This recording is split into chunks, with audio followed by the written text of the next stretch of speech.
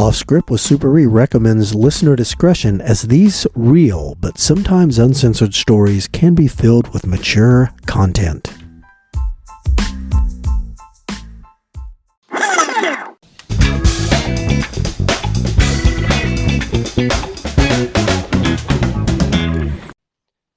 This is Off Script with Super E. I'm your host, A-Train. I'm here with the star of the show, Super E. How are you? What's up, everybody? How's it going?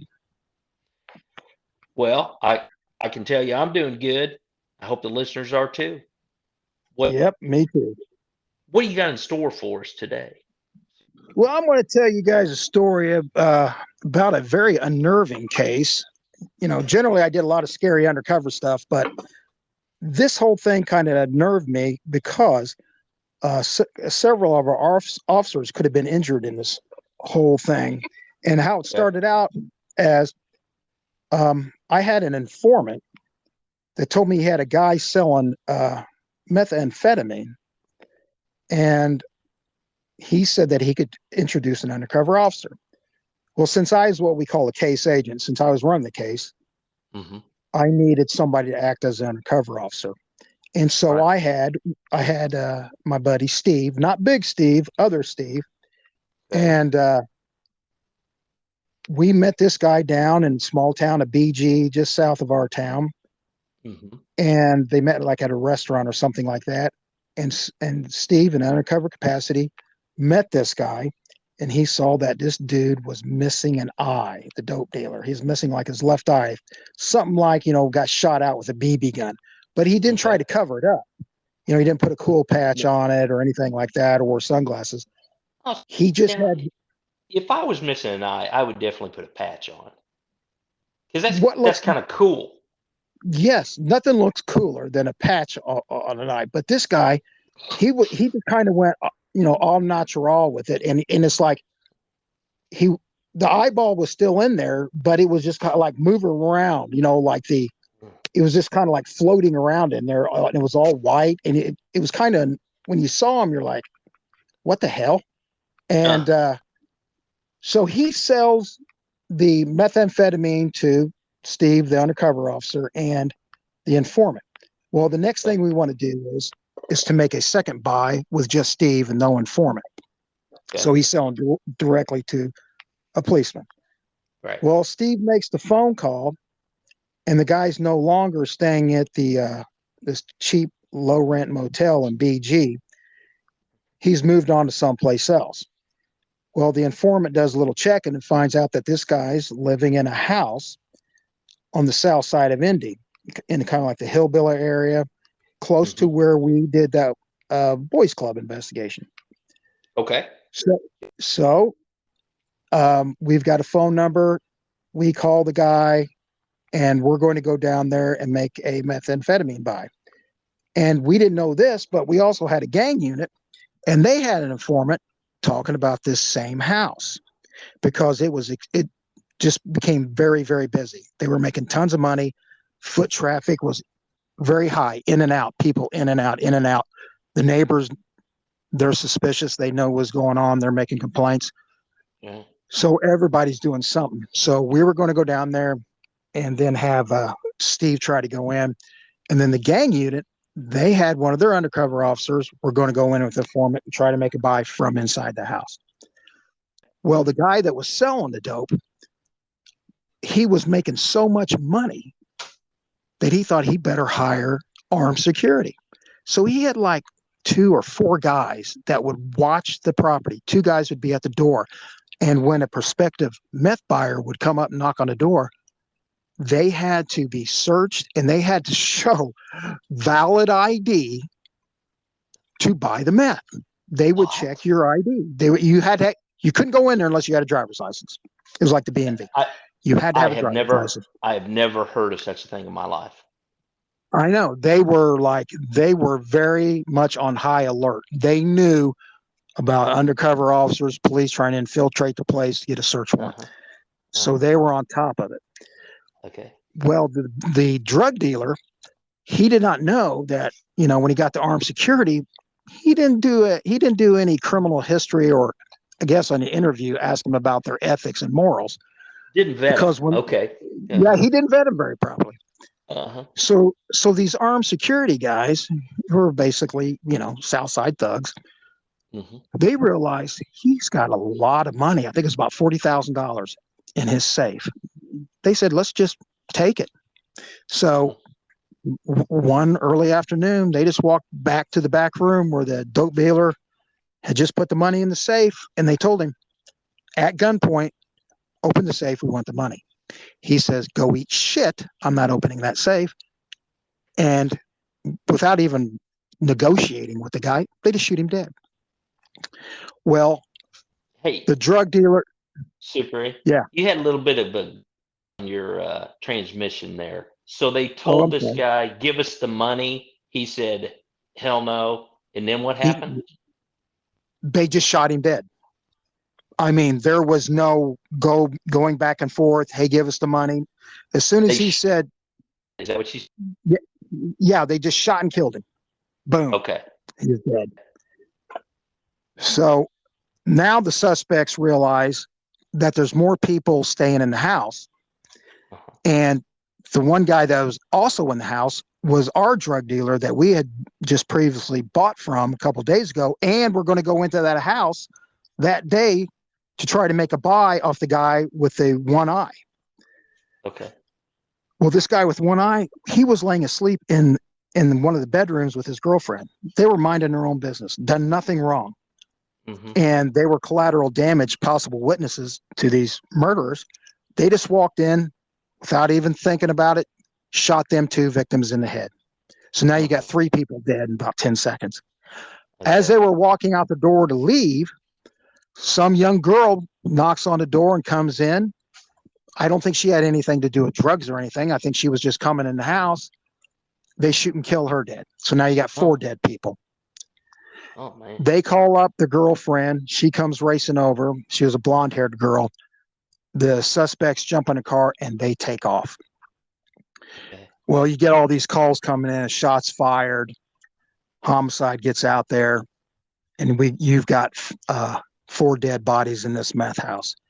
So immediately we all get alerted over the radio, and we know, don't try any drug buys or anything like that. Okay, all that stuff was canceled, and now we are looking for these suspects, and we get a description of them. So a couple hours later, all kinds of tips are coming in from people.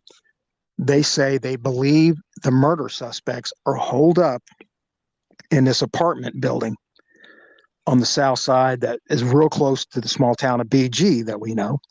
Mm-hmm. And so me and the guys from the violent crimes unit, that was their job, was hunting down homicide suspects, wanted people. So I joined in with them. We go down to where this building is, and it's a large cinder block building, and has like 4 or 5 apartment units in it, but there's no lighting whatsoever. So it was completely dark. This is like 2 or 3 in the morning. We can't see anything. Mm-hmm. And I thought to myself, you know what? These people are supposed to be possibly in a gold Yukon. I called up the BG police and I said, hey, this is what we got. And the guy, the police officer from BG told me he's going to go check a village pantry that was just south of where we were at. Our service areas bordered each other, and we were just like a block north of where they were. The BG officer goes over to this village pantry, asks the clerk, hey, have you seen these people driving this vehicle? And the clerk goes, yeah, they were just in here a few minutes ago. And a couple of the guys got these fresh tattoos on their face.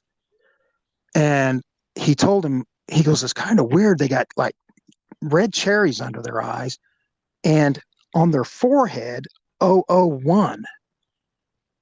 And that was kind of bizarre. It's kind of like a Charles Manson thing, but not a swastika. It was just 001. Don't know what that meant. Some sort of gang thing.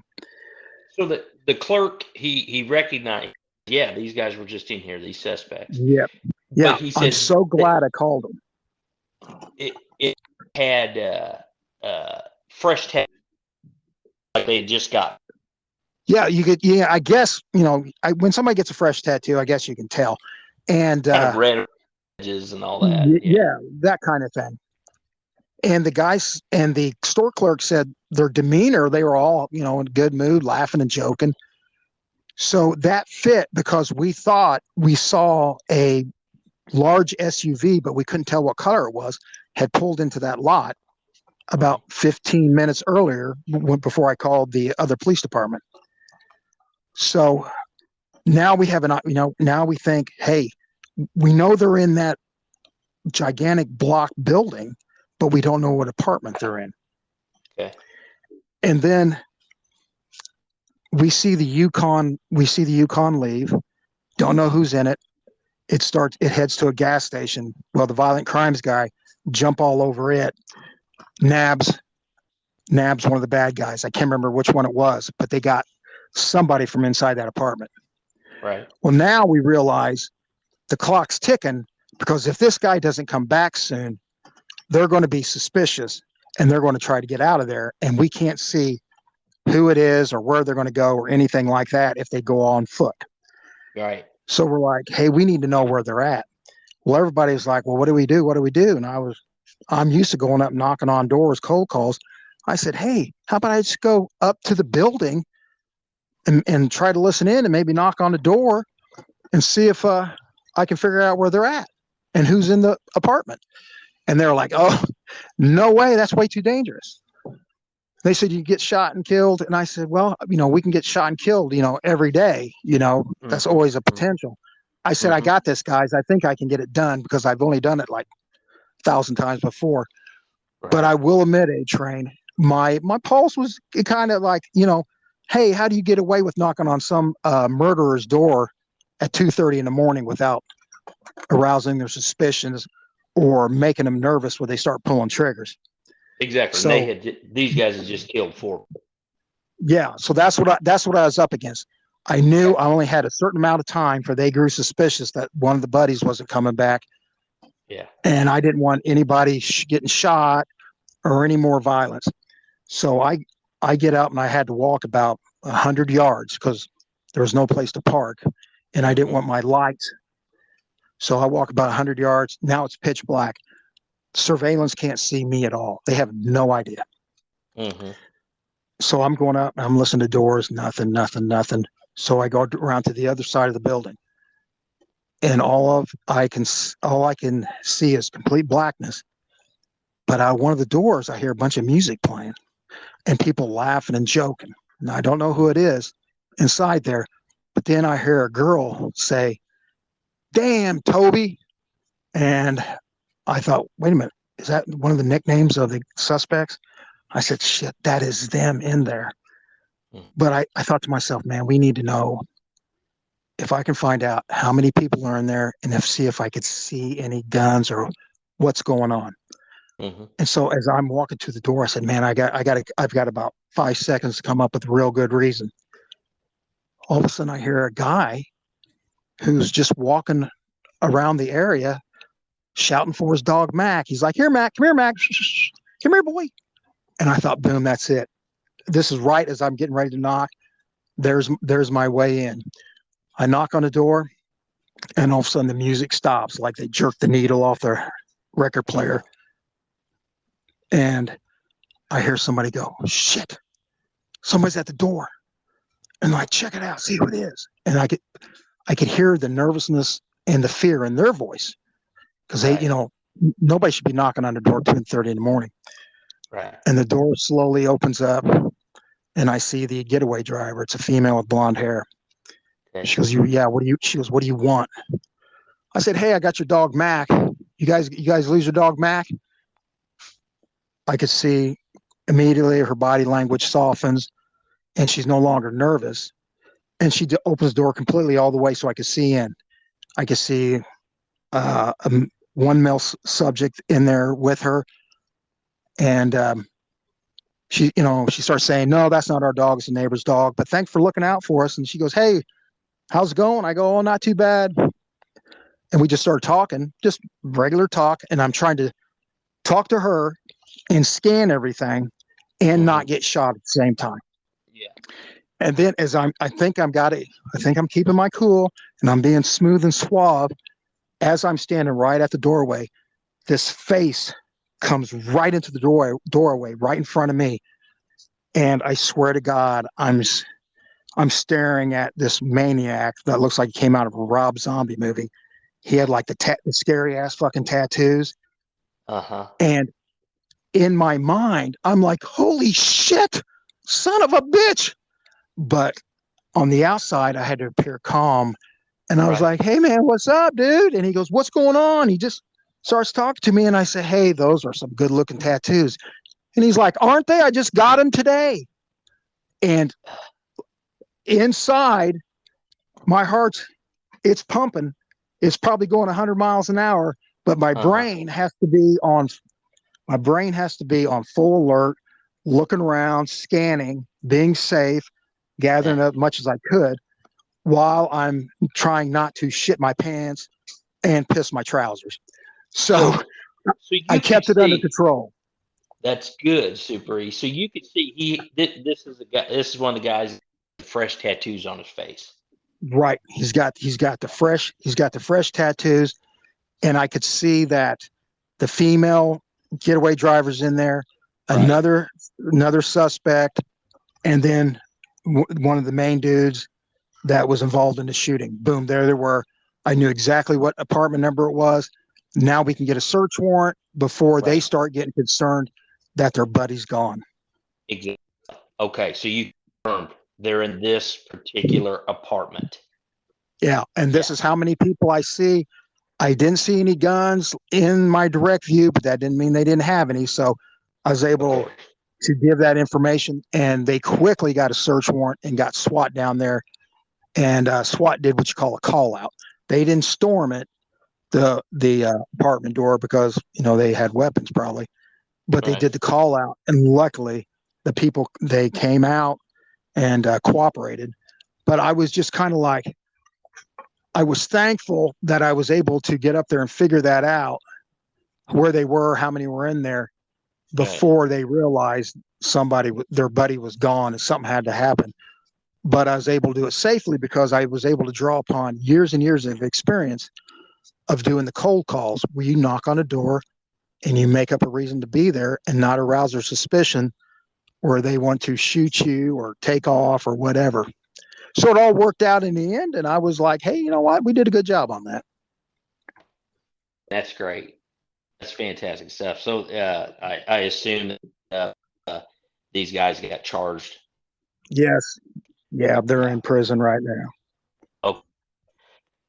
And I never really got a good reason what the 001 meant on their forehead.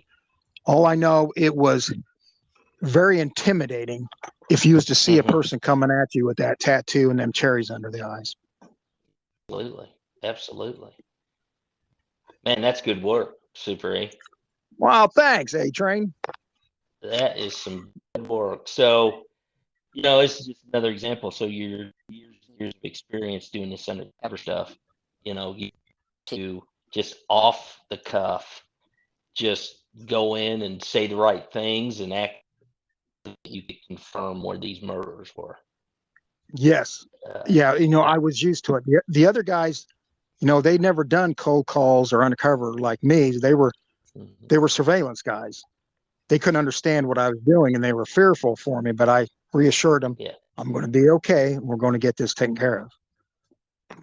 This is what you do. This is, other than them being dangerous killers. I mean, this is what you've done for years. You do the cold call, knocking, trying to get somebody to sell you dope, do whatever. Exactly. That's fantastic. Good work, Super E. All right. I think this is a good note to end on. Don't you think, A-Train? I hope everybody enjoyed that. All this one quits. Thanks. All right. Adios. All right. Bye.